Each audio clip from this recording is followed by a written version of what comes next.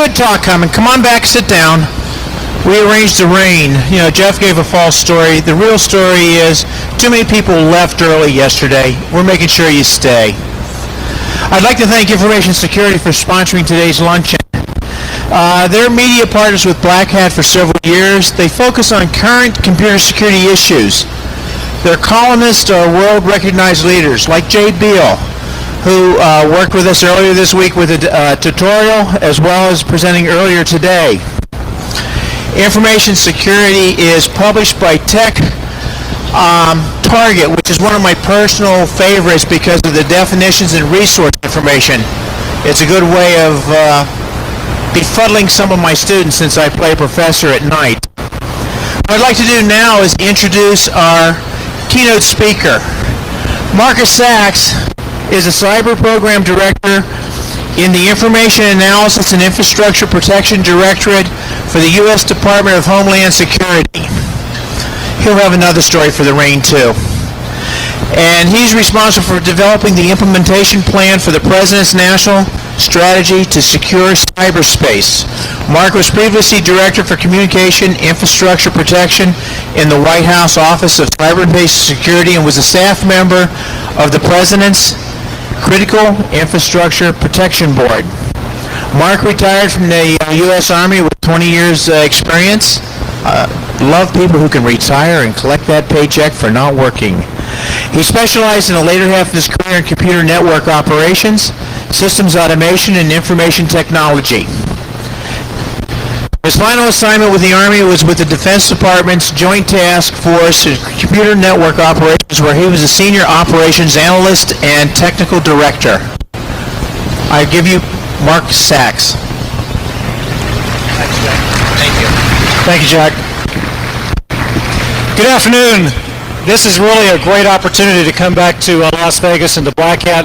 So many years I've sat out in the audience and have participated, and now they have the opportunity to stand up here and tell you a little bit about what we're doing at Homeland Security. I hope each and every one of you have taken the opportunity to meet others here, to trade business cards, to get to know the rest of the family.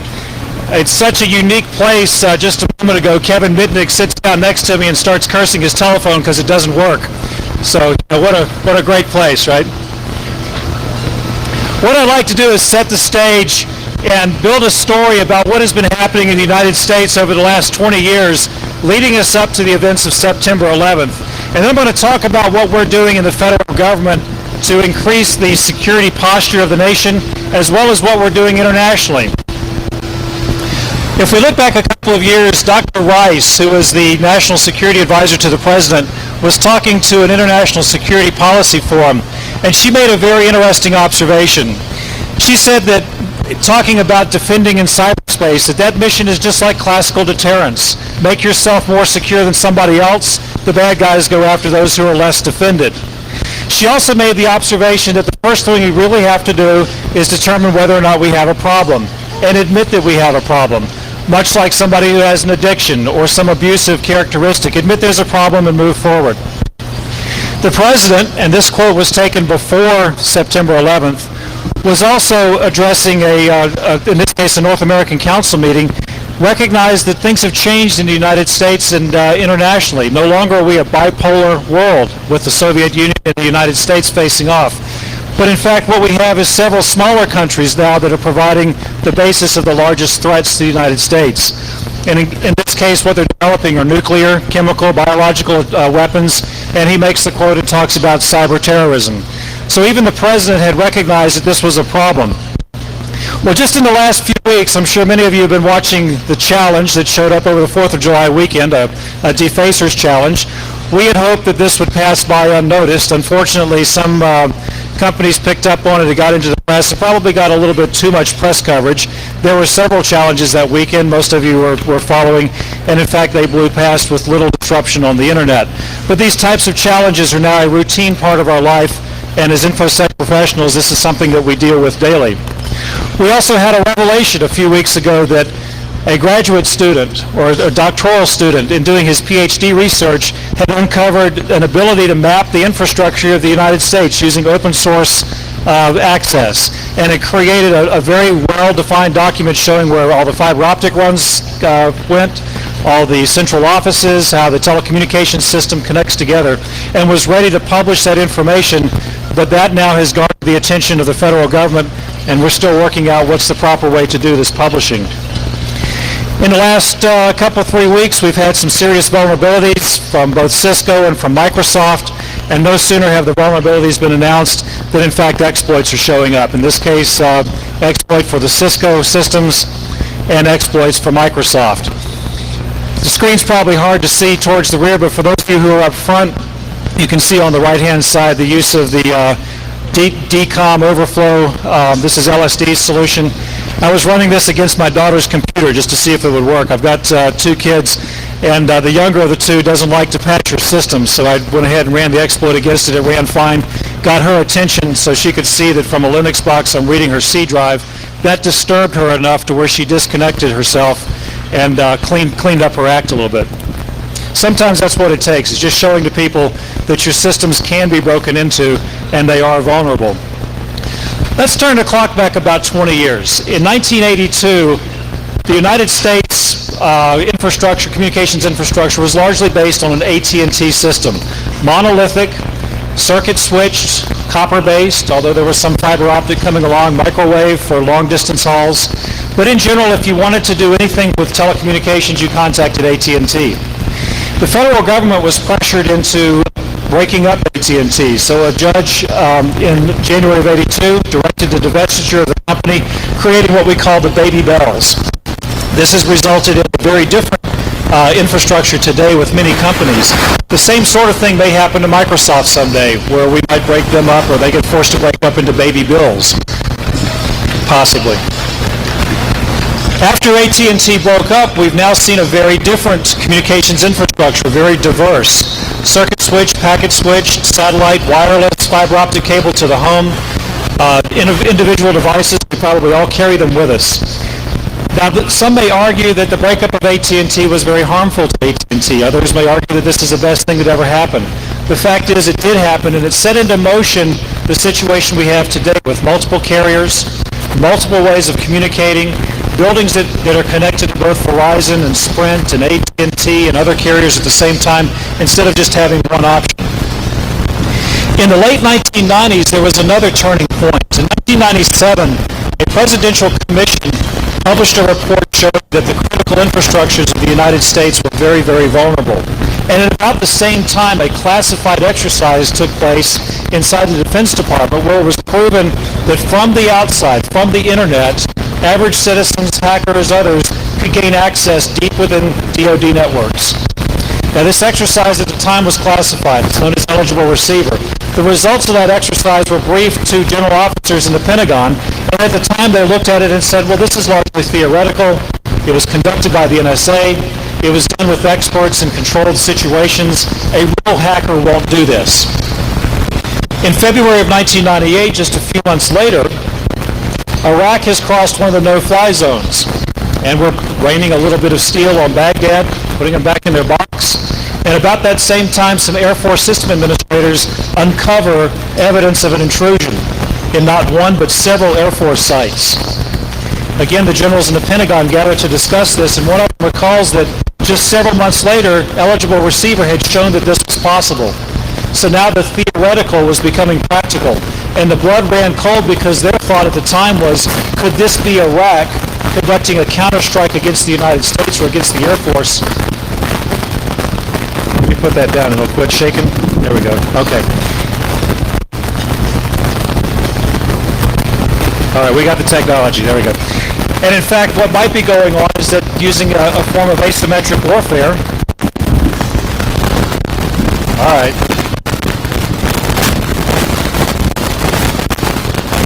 And that's one heck of a lightning strike, isn't it? Yeah.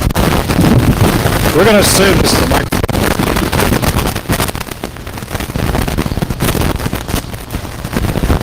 Okay. Do we have a backup? Okay. Oh, we have rain coming through. Imagine that. Okay, so now we have no interference. So we looked at what happened with what we then called solar sunrise, and that really got the DoD's attention. That in fact somebody could come in from the internet deep inside Air Force networks and cause damage. Now what happened? Was it really Iraq. No, it wound up being a couple of teenagers in California, but there was an international connection, so there was a continuity.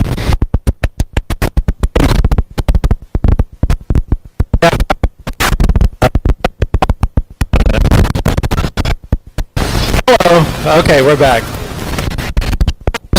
And we're still going to play with the microphones here. The FBI and others uncovered a fairly massive intrusion into not just Defense Department networks, but Energy Department, commercial, the industrial base. That became known as Moonlight Maze. That investigation is still underway today. We still have not gained attribution as to who is breaking into these networks. Also that year, the Joint Task Force for Computer Network Defense was formed to take a look at how to actually conduct cyber warfare, turning on a brand new chapter of the Defense Department.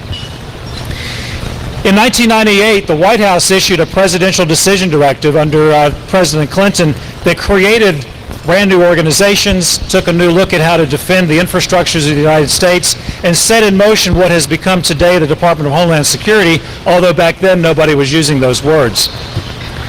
Critical infrastructures were identified: gas and oil, water systems, banking and finance, and different parts of the government were assigned to be in charge of working with those critical infrastructures. One way we did this, and these continue today, was through the use of information sharing and analysis centers.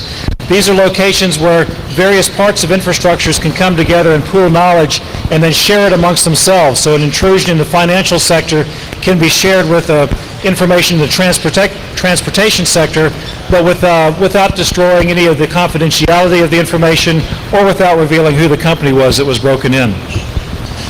So all these things had been going on through the 1990s, leading up to where we thought we had a fairly secure infrastructure in the United States. Y2K had come and gone with no problems. It was the general thought at the time that any attack on the U.S. by one of these smaller countries would be via cyberspace. That was our soft underbelly. This is where it was going to come from. So on the morning of September 11th, when 3 airplanes fly into buildings and one more goes down in a field in Pennsylvania, we were very shocked inside the federal government because the attack did not come from a cyber dimension, but in fact was a physical attack. A big eye-opener. How was it that we missed all this physical vulnerability and we were so focused on cyber? So since then, now we've seen a big change in the way we're doing business. Cyber is still important, but we're much more interested in what happens physically. As we started digging into what happened on September 11th, we found that there can be a pretty good link drawn between the physical and the cyber world. I don't know if for those of you up front can probably see my dot there. What I'm highlighting is the World Trade Center complex, Trade Center 2 and Trade Center 1, and this is a map of Lower Manhattan. Right next door to it is the Verizon building, the downtown central office for Lower Manhattan, and several blocks away was the New York Stock Exchange. Now the reason I'm showing this is we had the collapse of several buildings in New York City. But the collapse of those buildings had an effect on the infrastructure, the communications infrastructure of Lower Manhattan that none of us had predicted. Looking at ground zero from the air, and this is a reverse view of that graphic, we can see the remains of the World Trade Center towers, and this is the Verizon building standing right next door. World Trade Center 7 stood next to the Verizon building, and it fell later in the day after the first 2 towers fell. When 7 came down, it fell up against the side of the Verizon building. Here's a close-up picture, and you can see some of the debris up to the 4th story. Parts of Trade Center 7 also went into the ground, large steel girders cutting down through the sidewalk, cutting steam pipes, electrical pipes, fiber optic bundles, other communication systems. And if you imagine underneath the World Trade Center area, millions of gallons of water are being poured in to put out fires. You've got steam lines and water lines that are broken. The Hudson River is trying to come back in. And all at the same time, we're trying to keep communications up. Inside the building, if you look at one of the switching rooms, you can see that switches themselves, the racks have been destroyed. But one thing that amazed the Verizon engineers was at least one of the large switches was hanging outside the window, literally by its power cord and communications cable, and still switching phone calls. Unbelievable, hanging out. Underneath the Pentagon, directly where the aircraft hit, was access points where a bank of routers sit. Those routers continue to run, even with the aircraft on top of it. They went to backup power, and then an employee crawled in with an orange extension cord and provided emergency power to the router configuration for several days until they could get the aircraft out and dig down to it. So the hardware works. We can still keep these things working as long as we can get power and comms to it, even with an airplane laying on top or with other buildings collapsing around it. Back in New York City, the challenge now for Verizon was if everything underground is flooded and there's mass confusion underneath, how do we bring communications back and restore Lower Manhattan? This is a picture at street level. If you look closely, you can see the base of a street light. This is not inside. Most of Lower Manhattan looked like this for several days and weeks later. And many interesting stories came out of this. Help from other companies came in to help Verizon. AT&T, for example, we're still having a lot of microphone problems.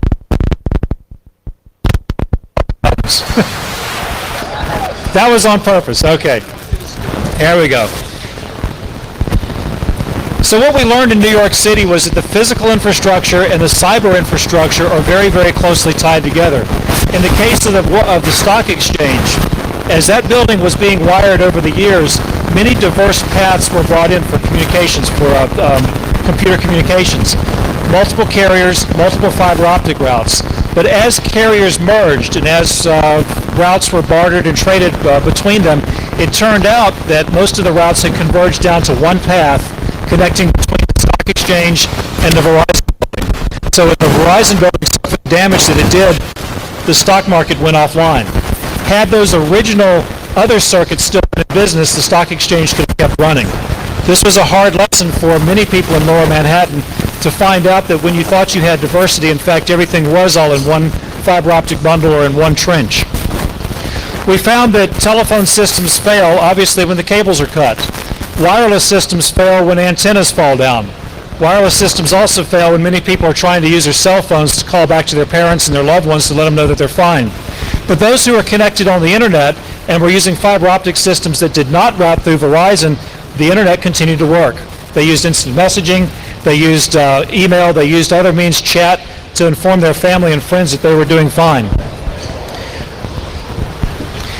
Following September 11th, the federal government decided to create a Homeland Security Department. It started off with the Office of Homeland Security, which developed some strategies, and ultimately the department itself.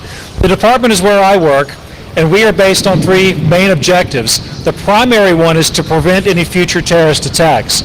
Now, my world is all cyber, so we are looking at how to protect the cyber infrastructure from terrorist attacks using the computer networks. There are others who are working on the chemical industries, transportation, borders, etc. The way we're organized, and this is a very simple line chart, no government briefing is complete without a line chart, of course, is 4 large divisions. The one on the left, information analysis and infrastructure protection, is where we work. The other is emergency preparedness and response, is much like the old FEMA. That's the organization that if we have an earthquake, a hurricane, or other type of natural disaster, can bring government resources to bear on solving the problems. Science and technology for research. And border transportation and security, those are the men and women that you see at your airports, at the frontier, at the customs offices and such. Inside of IAIP, as we call it, we're broken into 2 groups.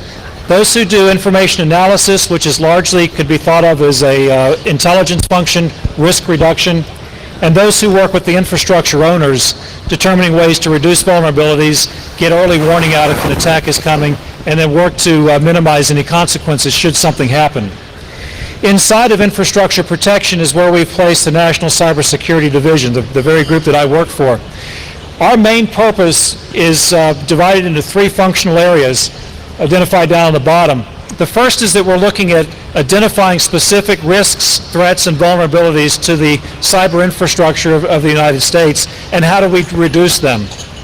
The second is to track incidents in real time and working with other governments, working with industry, working with state and local officials to address those issues and work through them.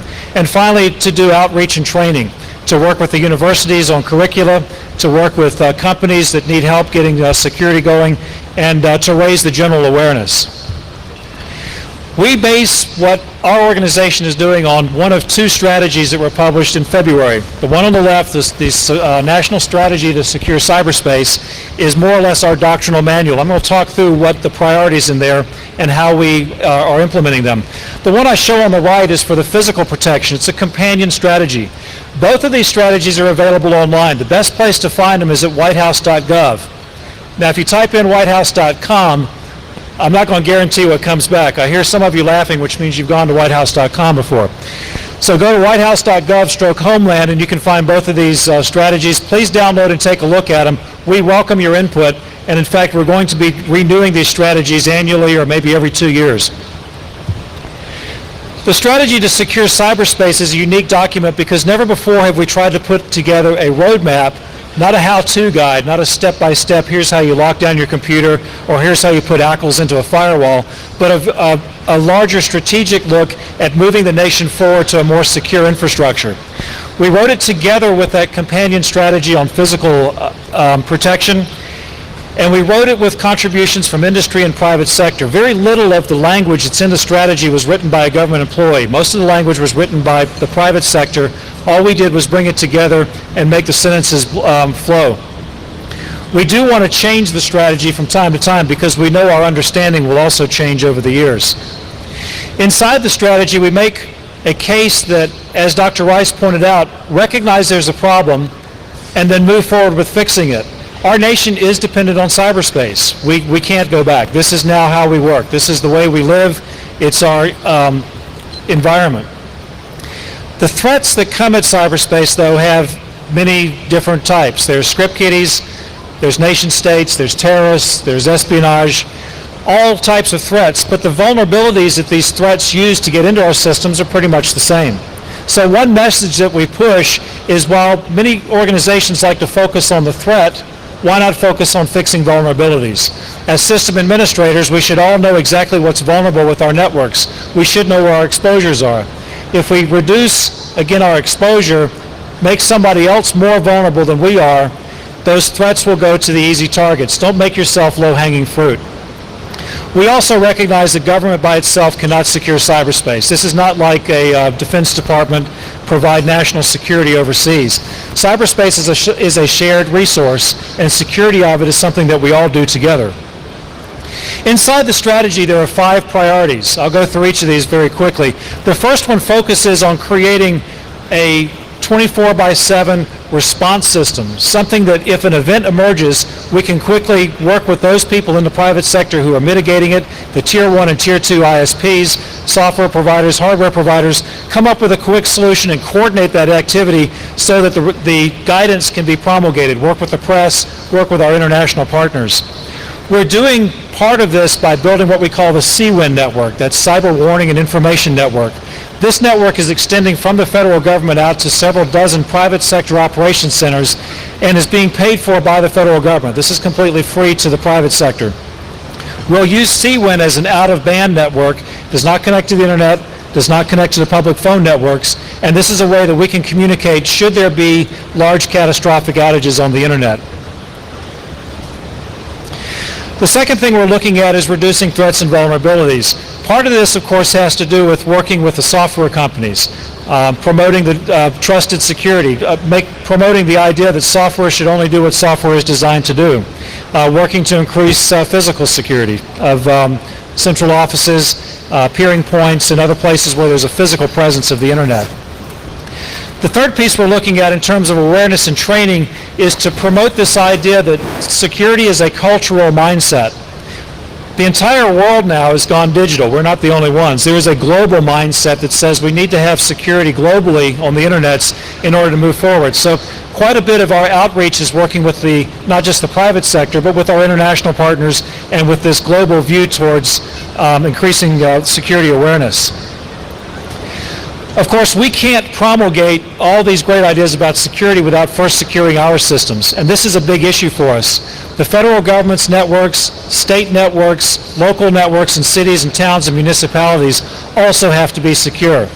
It's one thing for us to publish guidance, it's another thing for us to go back and eat our dog food.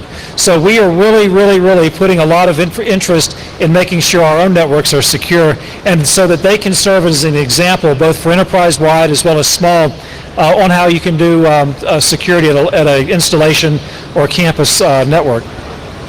Finally, the fifth priority is international.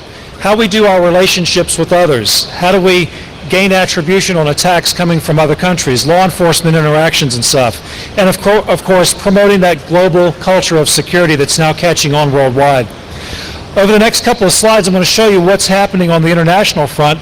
It all started off with a meeting in Europe a couple of years ago with the Council of Europe, getting together and deciding on a list of cybercrime convention points. Now, none of what's in this convention is technical. All of it has to do with how we use the internet and what should be considered legal on the internet so that we can adopt a common body of knowledge for legal versus illegal. Infringements of copyright, child pornography, network security violations, that's the focus of this convention. The United States participated, even though we're not a European country, and our Senate has been considering whether we should ratify this convention, make it part of United States law. The Japanese are going to also participate and ratify it. I believe 3 European countries so far have already ratified, and several others are going to do that this year or next. The Organization for Economic Cooperation and Development last year issued a set of security guidelines, again, non-technical, written for managers, focusing on awareness and responsibility, risk assessment, security design, things that managers can use, governments can use, leaders can use to bring security to their corporate networks and to their enterprise networks. The Asian Pacific Economic Council, APEC, had a meeting last fall to determine a way ahead for the Asian Pacific cultures. They also enacted a leader's statement, of which there's several bullets inside of it applying to cyberspace. Things such as enacting cyber laws that are just like the European Council of Europe's Cybercrime Convention, creating high-tech cybercrime units, single points of contacts, national certs. The United Nations has also issued a resolution essentially taking what APEC has done and what the Council in Europe has done and made this now a United Nations General Assembly resolution. So many things are happening globally, not just in the United States, and of course it's up to us here in the U.S. to plug into that and not try and be on our own developing our own mechanisms for security. If we look at where the internet came from, it was birthed here. 1969, I think we all know the story of ARPANET, 4 computers connected together for academic purposes, slowly grew to include government, other science and research. Throughout the 70s, largely just academic and government military focused. In the 1980s, we started adding commercial interests. In the 1990s, the general public got interested as the World Wide Web was born, and today it's a part of our culture and will never go back. But today's internet is based upon protocols and an understanding of technology rooted in the early 70s. One of the famous quotes I heard at DARPA last year was that they're now ready to quit using the prototype and start building the actual internet. And it's probably a true statement because today's internet really is a prototype. It's still based on what we had back in the early 1970s. So we built this internet. It's our responsibility to secure it. Is that a fact? We have to ask that of ourselves. But if we want to secure the internet, how do we do it? Will IPv4 do what we need, or do we need to move to IPv6? Does it provide capabilities? That's a very, very religious question. Some feel that IPv6 gives us nothing in terms of security that we can't do in IPv4. In many cases that's true, but one thing v6 does give us is the opportunity to be fully accountable for every address on the internet. In other words, every connection point to the internet can have a unique address. That doesn't mean that every individual can be tracked. You can still have anonymity as an individual, but the device can be known on the internet. We need to have network services that are dependable, routing systems that don't break, naming systems that can scale to, if we move to v6, a world where there's 10 to the 38th possible addresses. How do we scale today's DNS to something like that? We need to have software that's trustworthy. How many of you still run old copies of Office 97? And you remember the Excel spreadsheet where if you highlight a particular cell, hit a series of keys at the same time, what happens? Up pops a flight simulator. So why does a flight simulator pop up inside of a spreadsheet? What else is built into that spreadsheet? What other features that we don't know about? Trustworthy software means I get what I pay for. If I want presentation graphics, that's all I get. If I want a word processor, that's all I get. I don't get spyware, I don't get adware, I don't get all the other things packaged in behind it. We also need to have a PKI, a public key infrastructure that works. We've been dreaming for this for many years. There's been many attempts at making it work. Key management seems to be the key to bringing that success. We also need to think about building new networks from the ground up. Secure. For those of you who are responsible for building brand new networks in buildings or brand new networks for brand new companies, do you put security at the beginning of the architectural plan, or does it always fall at the end? Is it more important to wire the building first and then go back and figure out how to defend it? Or do you build security in from the ground up? We need to worry about clueless users. Those millions of users who connect to broadband, cable, or DSL modems in their home, leave their computer on all the time, run no firewall, don't update their antivirus software if they have antivirus software, don't update their systems, leave themselves vulnerable at the end of a fat connection for malware, for bots, for other types of software to get into their systems. How do we do that? How do we design an internet that, much like the highway system, if you make a mistake on an interstate highway and your car gets out of control, generally the highway is designed to push you off to the side through safety rails or other types of features, so your mistake can just play itself out in the grass, and the only thing you hurt is yourself and your car. Well, how do we do that on the internet? How do we take somebody that doesn't know what they're doing and create something in the internet where they can be shunted off to the side and play out their mistakes without hurting anybody else? Can we do that? Is that possible? The next bullet I have on there is kind of contentious, and this has to do with certification. Many of us have MCSEs, CISSPs, Novell licenses, and such. But how many of us are accountable for what we design?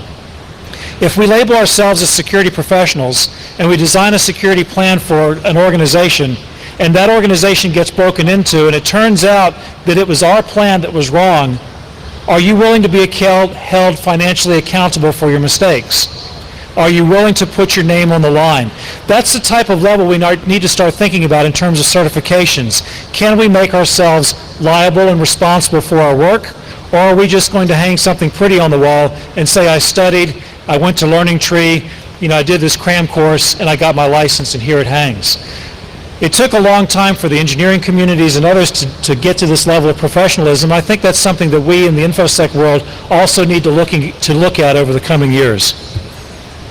Best practices are being published. I've listed several sites here. I'm going to make sure that this presentation is available through Black Hat, so if you want to download it later, you can look at these URLs. But I would encourage looking at these best practices. If you've got system administrators that don't know where to start, these are some good locations for top 10 lists. Do this first, do this second, step-by-step instructions on securing networks.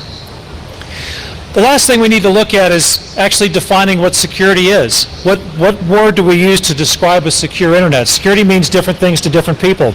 In some countries, security means blocking all content from the United States because we're evil. In some countries, security means blocking everything that's in English because we want our language to be the only thing that's seen. In other countries, it's more of a technical focus in terms of keeping networks up and running and making sure we have a quality of service. So security itself needs to be defined. Finally, I want to emphasize that security is shared, and it starts with individuals. It starts with each one of you. Your own personal computer, your pocket PC, your Palm, your cell phone that is internet enabled. Have you made sure that the world around you is as secure as you can make it? Are all the patches applied? Are you running the latest version of antivirus software with signatures? Have you done that to your personal connection to the internet? And once that's been taken care of, have you done it with those people that are around you, such as your children, your wife, your family, your mom and dad? And once that's finished, have you taken it to your workspace and made sure your coworkers? These circles will continue out, and eventually they bump into each other. This culture of security is something that we have to have if we're going to move forward in the 21st century with a digital economy, with all the things we'd like to do, with doing online trading, online banking, rental car, flight arrangements, everything on the web. If we're going to make that work, security is of course the key. So what I want to leave you with is the mindset that says, while the internet may be 30 years old in the version that we know it, we are the only generation that gets the first shot at doing it right. We are the ones who are going to build into this internet what it's going to look like for years and years and years to come. Will there be an internet 100 years from now? Of course. Will there be an internet 500 years from now? 1,000 years from now? What will civilizations look back on, back to the beginning of the 21st century, and say that generation really knew what they were doing? They built a very good, secure internet that we can build on top of. Or they were absolutely clueless, and look how much money we're having to spend to go back in and re-engineer. Roman roads, 2,000 years old, still exist throughout Europe. I doubt many of those road builders thought that those infrastructures would still be here 2,000 years ago. So take this upon yourself as you go forward through the rest of Black Hat, and for those of you that are going on to DEF CON this weekend, what can I do as an individual? What is my contribution towards raising the security of the world around us and contributing to this global culture of security? So with that, I close. Please, if anybody has any questions, let me know. It's hard in here to answer questions, so just come see me afterwards. And thank you again for coming, and stay safe. Thank you, Mark. Okay, we'll start back up in about 20 minutes over in the other building. For those of you who are going to DEF CON tomorrow or over the weekend, make sure you bring your badge, your DEF CON ticket, and an ID. We want to make sure the badge belongs to you. Thank you.